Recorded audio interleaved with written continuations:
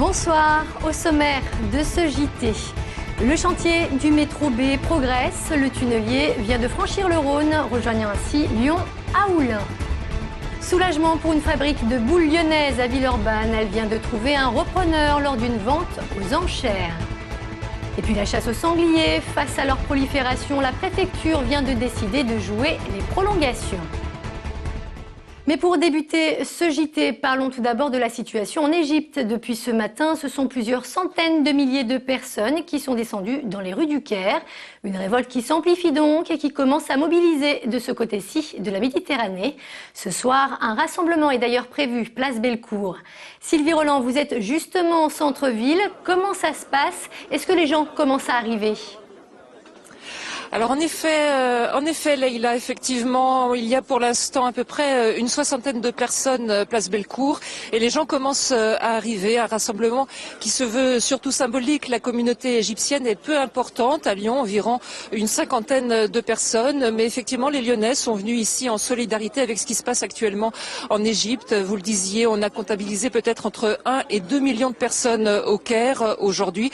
Un mouvement de révolte donc qui prend de l'ampleur. Et ici à Lyon, on voulait effectivement marquer son soutien à ce qui se passe actuellement en Égypte. Vous pouvez peut-être d'ailleurs le voir derrière moi, la phrase Moubarak dégage est devenue un peu le leitmotiv de cette révolution qui est en marche en Égypte. Et on attend effectivement le départ de Hosni Moubarak au pouvoir maintenant depuis 30 ans en Égypte. Donc effectivement à Lyon, le rassemblement pour l'instant s'organise petit à petit. Le vrai mouvement a lieu à Paris en ce moment même devant l'ambassade d'Égypte. Merci beaucoup Sylvie. On vous retrouvera dans notre prochaine édition pour faire un nouveau point sur ce rassemblement. Les travaux du métro B reliant le stade de Gerland à Oullins avancent à grands pas. Depuis plusieurs semaines déjà, le tunnelier chargé de creuser la galerie sous le Rhône est en action. Il vient d'ailleurs tout juste d'atteindre l'autre rive du fleuve. Un point sur l'avancement du chantier avec Benoît d'Autriche. À l'abri des regards, il trace sa route. Après 4 mois, le tunnelier du métro B vient de traverser le Rhône. Près de 500 mètres, grignotés, aspirés et recrachés par l'engin. Une progression réglée au millimètre. On a plusieurs pompes, 1, 2, 3, on règle les vitesses. Là en ce moment, on creuse 1,80 m en 1 heure. 1 heure à peu près, parce qu'on a beaucoup de cailloux, on a du mal à éliminer.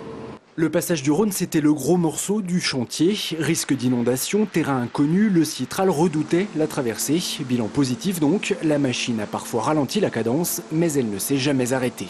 Aujourd'hui, on est dans des terrains un peu difficiles. Les traversées du Rhône sur les lignes précédentes, le tunnelier avait fréquemment été ralenti, voire bloqué. Ici, on a réussi à faire la traversée en 1 mois et demi, ce qui prouve que tout s'est très bien passé. Conséquence, le chantier a pris de l'avance, 1 mois environ, et aujourd'hui le tunnelier est en dessous d'Oullins. Il rejoindra la gare d'ici l'été et devra donc passer pour la première fois sous des habitations. Sous les bâtiments, on est à une vingtaine de mètres de profondeur, donc il n'y a absolument aucun risque, on n'a aucun souci. Et puis sur les terrains en friche, il n'y a pas de difficulté. Après, on est dans un matériau qui se tient bien, comme le granit. Donc pour nous, le plus dur est fait. La fin du perçage est toujours prévue en décembre 2011. La mise en service de la ligne, c'est en décembre 2013. Les CRS ont obtenu gain de cause après la forte mobilisation de ces derniers jours. Brice Hortefeux a donc finalement cédé. Les compagnies de Lyon et de Marseille, un temps menacées de fermeture, sont maintenues. Une annonce faite hier soir par le ministre de l'Intérieur qui recevait les principaux syndicats de policiers. Pour les 130 agents de la compagnie 46, basée à Sainte-Foy, il s'agit là d'une véritable victoire. On écoute la réaction du responsable du syndicat Alliance au micro de Brice Jaurès. Il faut parler de victoire syndicale, de victoire unitaire de la part de l'ensemble de nos collègues des compagnies républicaines de sécurité de tout le territoire, car c'est grâce à leur mouvement de solidarité par rapport à la CRS 46 que le ministre a pris la décision de conserver la CRS 46 ouverte. Recherché depuis plus de 15 ans pour avoir participé au massacre de musulmans à Srebrenica, le criminel de guerre serbe Milorad Momic a été arrêté hier matin à la Verpillière dans le Nord-Isère. Installé dans la région depuis plusieurs années, il travaillait sous un nom d'emprunt dans une entreprise de Vaux-en-Velin. Sous le coup d'un mandat d'arrêt européen, il devrait être extradé vers Belgrade d'ici jeudi. Les élections cantonales se dérouleront les 20 et 27 mars prochains. Dans le Rhône, seule la moitié des cantons seront renouvelés, soit 27 au total. Une élection un peu particulière puisqu'il s'agit de la toute dernière sous cette forme, et ce en raison de la réforme des collectivités territoriales. Cette fois-ci, les conseillers généraux seront élus pour un mandat de 3 ans contre 6 normalement. À partir de 2014, un nouvel élu verra le jour.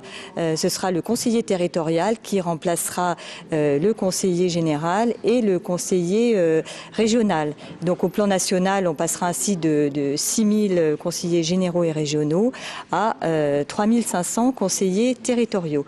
Ça, c'est la première nouveauté. La deuxième nouveauté, c'est le nombre de suffrages exprimés pour pouvoir être candidat au deuxième tour, c'est-à-dire il faudra, pour pouvoir être présent au deuxième tour, recueillir 12,5% du nombre d'inscrits. C'est une partie du patrimoine qui risquait de disparaître en dépôt de bilan. Depuis juillet dernier, la boule intégrale qui fabrique depuis près d'un siècle des boules lyonnaises a finalement retrouvé un repreneur. Un coup de théâtre survenu ce matin alors qu'était organisée une vente aux enchères. Sur place, Émilie Deschamps. Venus pour faire des bonnes affaires à la vente aux enchères de l'intégrale, les amateurs de boules lyonnaises sont tous repartis bredouille, tous sauf 2. En quelques secondes, les frères d'Auvergne ont tout raflé pour 50 000 €, la marque et la totalité du stock restant. On n'est pas de la région, hein. On est en Picardie, donc on va bien voir. On va faire la boule des ch'tis.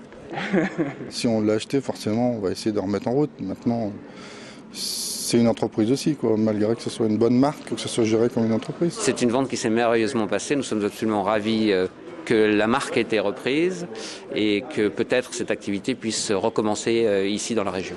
Malgré sa notoriété dans le milieu de la lyonnaise, l'intégrale n'avait pas pu faire face à la concurrence chinoise et italienne et avait finalement déposé le bilan en juillet dernier. Anciens sous-traitants fondeurs de l'intégrale, Patrick et Dominique d'Auvergne en possèdent maintenant les clés. Pas de déception, au contraire chez les potentiels acheteurs au détail, satisfaits de voir renaître l'entreprise de ses cendres. Si une entreprise redémarre, eh bien, c'est toujours positif pour la région et pour l'emploi. C'est très bien qu'il y ait un repreneur pour la totalité de la boule intégrale parce que c'est une marque lyonnaise et que au moins la boule intégrale survivra et ce sera très très bien pour la région de Lyon. Stoppée depuis maintenant 6 mois, l'activité de l'intégrale devrait reprendre rapidement. Tout de suite après la vente, les racheteurs discutaient déjà contrat avec l'équipe précédente qui pourrait être conservée en grande partie. Un dénouement heureux pour une institution de la boule lyonnaise et un savoir-faire qui menaçait de disparaître. La chasse au sanglier prolongée jusqu'au 28 février. Une décision prise par la préfecture face à la recrudescence de cette espèce sauvage, à l'origine notamment de nombreuses collisions sur les routes, mais aussi à de nombreux dégâts sur les cultures. Gérald Bouchon a suivi une battue organisée du côté de Valsonne aux portes du Beaujolais. En face, tous ces bois, ce vallon là qui va jusqu'aux prairies. La forêt, au-dessus de Saint-Clément-sur-Valsonne, c'est là, dans cette zone, normalement hors chasse, que se cachent de nombreux sangliers. Ce samedi matin, le préfet a délivré une dérogation pour abattre plusieurs de ces animaux qui, en nombre, deviennent nuisibles. Les conséquences, c'est des prés qui sont complètement dévastés. Il y a aussi les cultures de céréales et de maïs. Et ça nous oblige à clôturer et à une surveillance aussi tout le temps, tout l'été. Je vous demanderai d'avoir tous sur vous le permis de chasse, ne l'oubliez pas. Pour débusquer le sanglier, une vingtaine de chiens, des traces attestent du passage des animaux le matin même. Ce matin, avec mes collègues, on a fait le pied, c'est-à-dire on l'a tourné autour de l'enceinte de la forêt pour trouver des traces de sanglier. C'est la salle de bain des sangliers.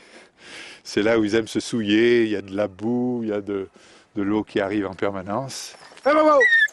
Hey. Allez, allez, allez, allez. Hey, écoutez-le. Après 2 heures de traque, un sanglier se manifeste enfin.